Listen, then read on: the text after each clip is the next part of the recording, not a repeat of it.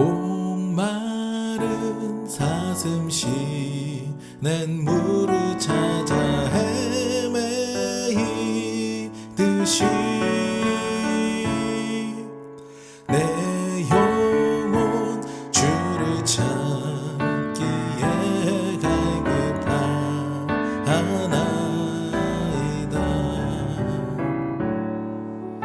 주님만이 나의 힘, 나의 방패, 나의 참 소망.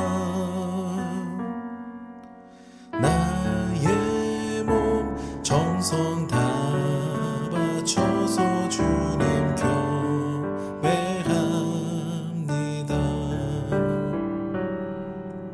금보다 귀한 나의 주님, 내게 만족 주신 주,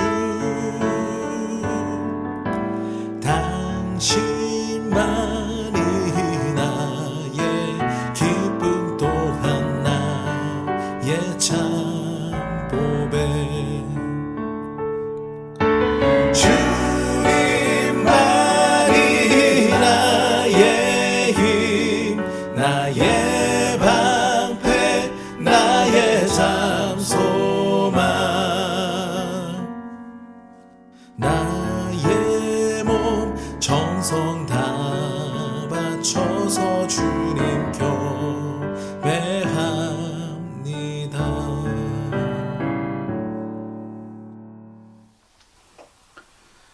할렐루야.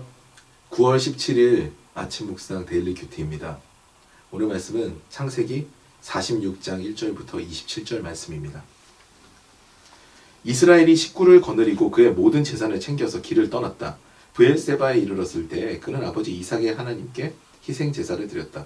밤에 하나님이 환상 가운데서 야곱아 야곱아 하고 이스라엘을 부르셨다. 야곱은 제가 여기 있습니다 하고 대답하였다.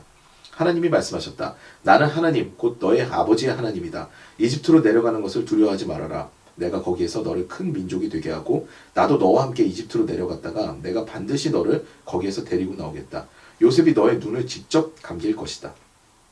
야곱 일행이 브엘세바를 떠날 차비를 하였다. 이스라엘의 아들들은 자기들의 아버지 야곱과 아이들과 아내들을 바로가 야곱을 태워오라고 보낸 수레에 태웠다. 야곱과 그의 모든 자손은 짐승과 가나안에서 모은 재산을 챙겨서 이집트를 바라보며 길을 떠났다. 이렇게 야곱은 자기 자녀들과 손자들과 손녀들 곧 모든 자손들을 다 거느리고 이집트로 갔다. 이집트로 내려간 이스라엘 사람들 곧 야곱과 그의 자손들의 이름은 다음과 같다. 야곱의 맏아들 르우벤의 아들들인 한옥과 발루와 헤스론과 갈미, 시므온의 아들들인 여무엘과 야민과 오핫과 야긴과 스알, 가나안 여인이 낳은 아들 사울, 레위의 아들들인 게르손과 고핫과 무라리, 유다의 아들들인 에르와 오난과 셀라와 베레스와 세라.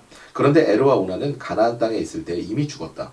베레스의 아들들인 헤스론과 하물, 이사갈의 아들들인 돌라와 부아와 욥과 시므론, 스불론의 아들들인 세렉과 엘론과 얄르엘. 이들은 밧닷 아람에서 레아와 야곱 사이에서 태어난 자손이다. 이 밖에 딸 디나가 더 있다. 레아가 낳은 아들딸이 모두 33명이다.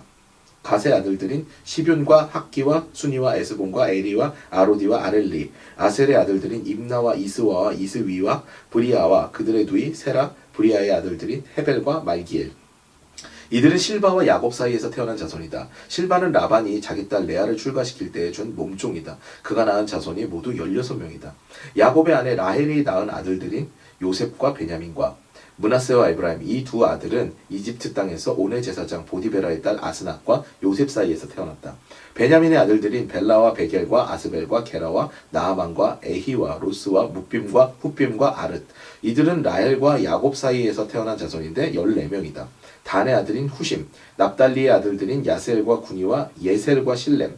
이들은 비라와 야곱 사이에서 태어난 자손이다. 비라는 라반이 자기 딸 라헬을 출가시킬 때에 준 몸종이다. 그가 낳은 자손은 모두 7명이다. 야곱과 함께 이집트에 들어간 사람들은 며느리를 뺀 그 직계 자손들이 모두 66명이다. 이집트에서 요셉이 낳은 아들 둘까지 합하면 야곱의 집안 식구는 모두 70명이다. 아멘. 오늘 말씀은 3분의 1 정도는 야곱에게 나타난 하나님에 대해서 서술하고 있고요. 그리고 3분의 2는 야곱, 야곱의 몸에서 태어난 자식들, 그리고 그 자식들의 자식들, 그래서 모든 야곱 집안의 가솔들과 식솔들이 이집트로 옮기게 됐는데 누가 옮기게 됐느냐, 그 명단에 대해서 이제 이야기를 하고 있습니다. 첫 번째로 야곱에게 나타나신 하나님을 우리는 주목할 필요가 있습니다. 의심하는 야곱이지요. 그렇기 때문에 분명히 하나님께서 가나안 땅에 기반을 주셨고 그곳에서 뿌리를 내리게 하셨는데 이제는 어쩔 수 없이 애굽으로 이주해야 되는 상황이 생긴 겁니다. 그 야곱에게 하나님께서는 가장 먼저 약속의 땅이었던 브엘세바에서 나타나십니다. 브엘세바는 7개의 우물이라는 뜻으로 아브라함이 판 우물입니다. 그리고 이삭이 이곳을 거주하였고요.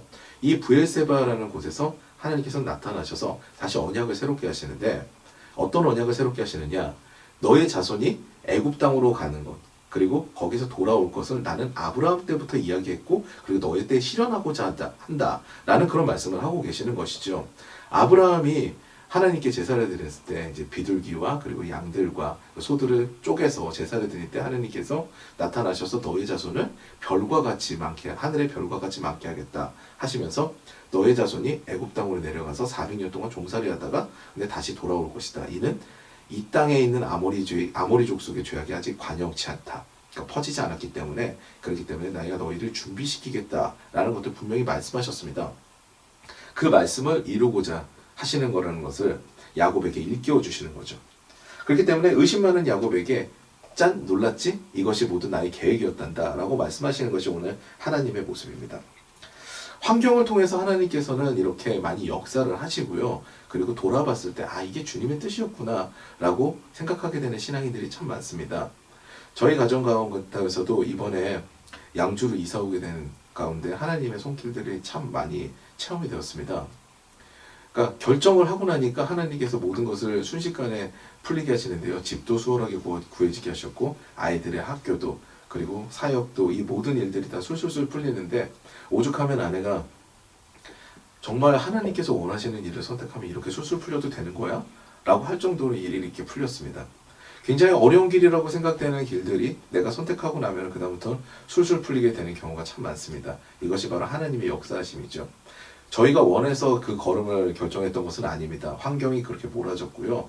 그리고 저희가 걸음을 떼는데 그냥 저희의 의지를 가지고 한 걸음만 뗀 것이죠. 한 걸음 뗐더니 하나님께서는 그냥 슉 데리고 그냥 가신 겁니다.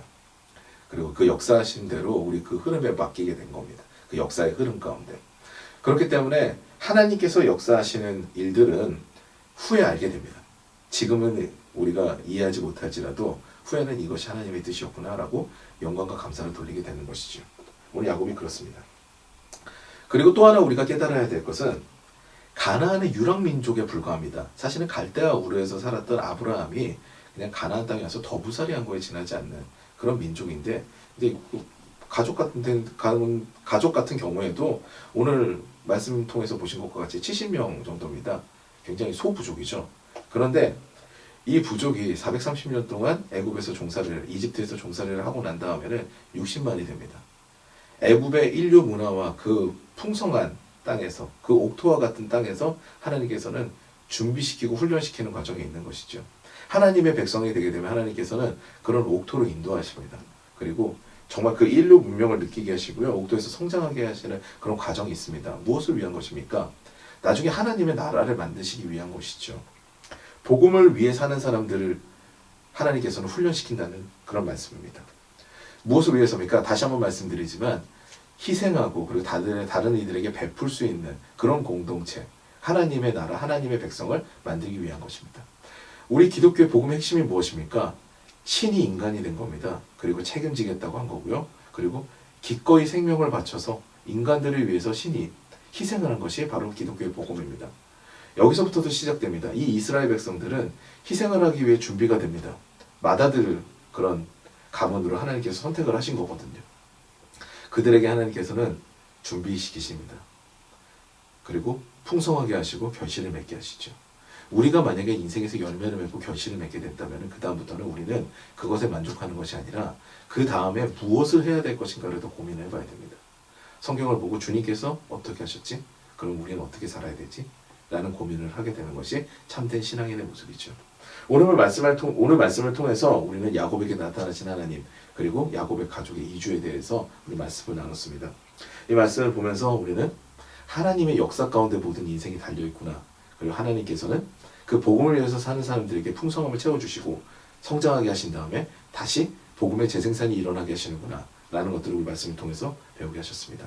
이 말씀대로 살아서 우리도 풍성한 복음을 위해서 사는 사람들에게 주어지는 그 풍성함을 소유하면서 다른 이들에게 넉넉함을 베풀 수 있는 그런 저와 여러분이 되어야 되겠습니다. 그 은혜가 가득한 저와 여러분 되시기를 주님의 이름으로 축원합니다. 기도하시겠습니다. 사랑과 은혜가 많으신 하나님 아버지 감사합니다.